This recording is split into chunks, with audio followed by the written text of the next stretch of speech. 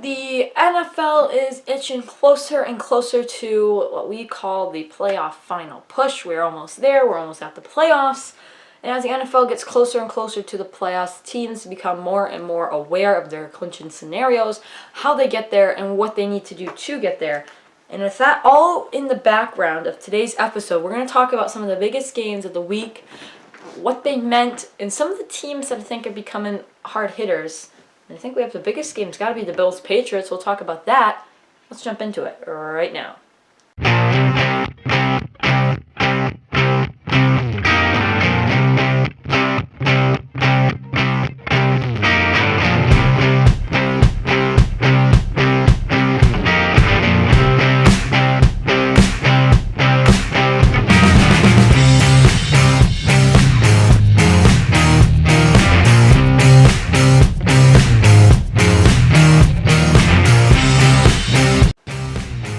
Hello everyone and welcome back to another video. My name is Cameron Simpson and the Christmas stuff is gone.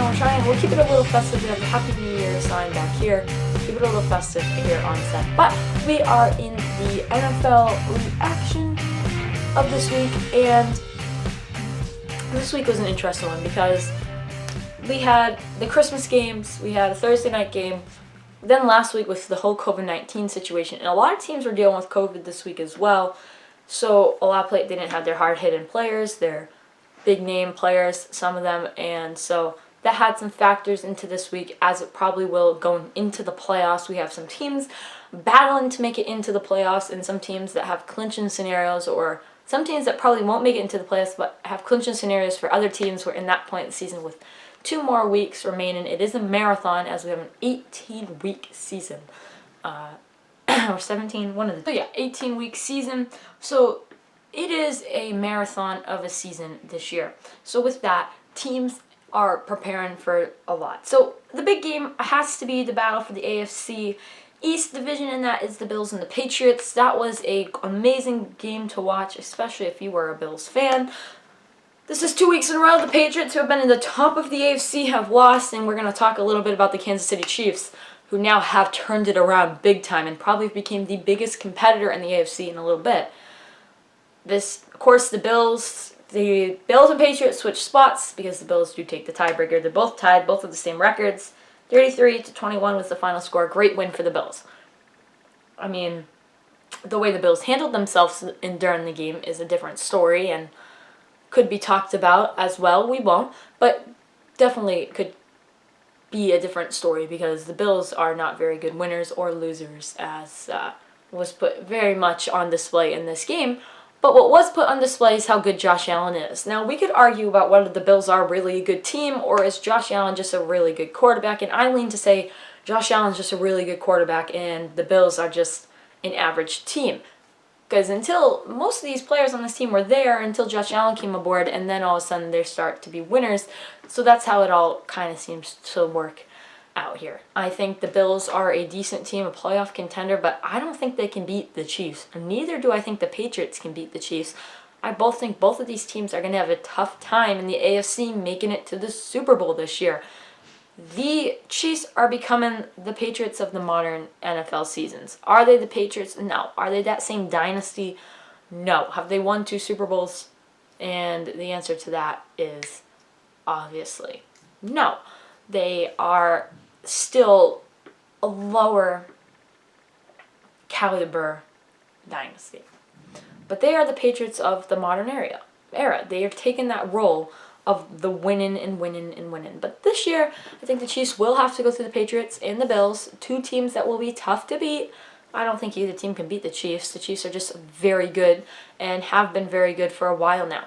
They're going to be tough to beat. Nevertheless, this game today proved that the Patriots, I think, are coming to reality. They're waking up to playing good teams, and they're back to reality.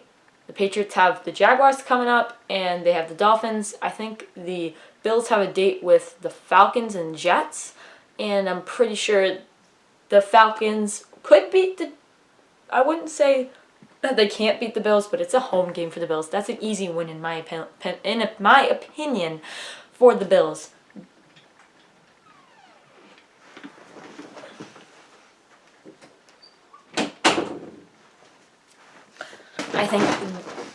I think they'll be able to get that win pretty easily. I don't know so much. The Patriots have the Dolphins, and the Dolphins are a tough team every single time you have to play them. They're a competitive team that will take off a good team. So that's important there. Both teams are in the playoffs right now.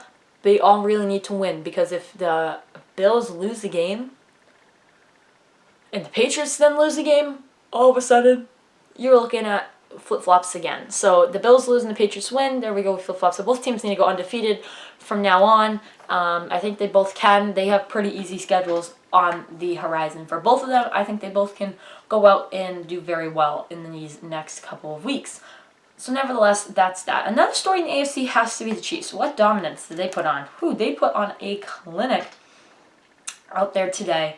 And let's see, what was the final score? It was 36-10. So yeah, they put on a pretty big show there. And the Steelers, who are a disappointment in my opinion in the AFC this year, could be much better than they are. And I think they are a disappointment. I really do. I think they can be better than they are, and they should be better than they are, and they're just not right now. And to me, that's a disappointment for them, because they are a good team, a very skilled team, and a very skilled organization that's just not proven it this year. But nevertheless, this is a team that the Chiefs are a team that had a great beginning of the season, a mediocre, I would say, middle of the season. And now we're at the end of the season, and they are absolutely dominating the league right now. They are the top AFC team. They are. I think they're number one in the standings. I would be shocked if they weren't. They are, in my opinion, the top team right now and the team to beat in the league. They've turned it around, and they have found something at the best time at the end of the season. They have 2 more weeks, and then that's playoffs, and they probably will get the bye. The AFC for them, I think they can beat every team that will make the playoffs for the AFC. The only team that I don't know if they can beat, that would be the NFC teams, because the NFC teams this year are very good and very competitive, and I think that 100% the Chiefs are a team to beat in the AFC. They are a very competitive team. One team to another team that has turned it not so much around, has turned to be kind of a slump team. I think it's 3 losses or 2 losses in a row for the Arizona Cardinals. This team, on the other hand, has not turned it around. They have turned it upside down. They have not been doing well whatsoever, and their Christmas game was not very merry for them. They lost 22-16 to the Colts. The Colts have become a death to a lot of teams lately. They have been destroying teams' hopes and dreams, and they did it again to the Cardinals. This, for the Cardinals, is not good. This loss is, I want to say, 2 in a row. Let's take a look at the specifics. They're 10-5.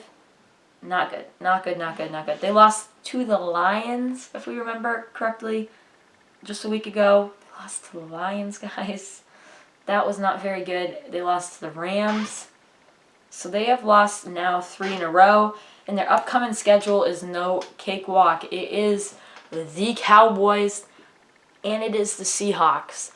Seahawks at home, but the Cowboys on the road, guys. This is, again, a not great schedule for the Cardinals. This is not good. They have basically given the division to the Rams. They have completely and utterly lost all traction. They've lost to the Lions. They've now lost to the Colts. They are losing their traction very quickly, going into a game against the Cowboys, which in my opinion they will lose. Then a game against the Seahawks at home. And then they're going to jump right into the playoffs, if they even make the playoffs at this rate. They lose those next 2 games, they're probably not going to make it into the playoffs unless something goes their way. So they need to turn it around here, because they're 10-5, 10-6. They'll be 10-7.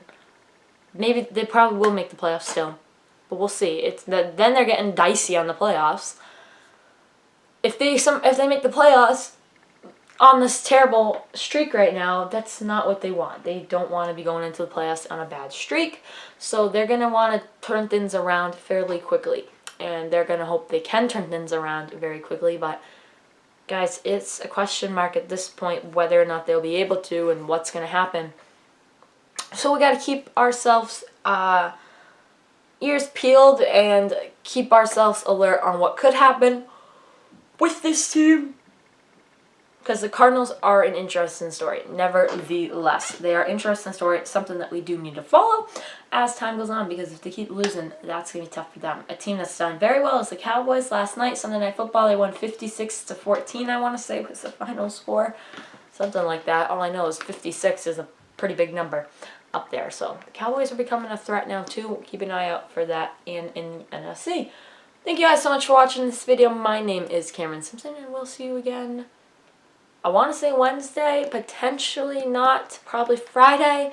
We have a fun video coming out on Friday. We're going to look at some of the top highlights according to the New York Times. Some of those top highlights, and we'll see what they are. Alright, thanks so much for watching, guys. I'll see you on the next one. Peace.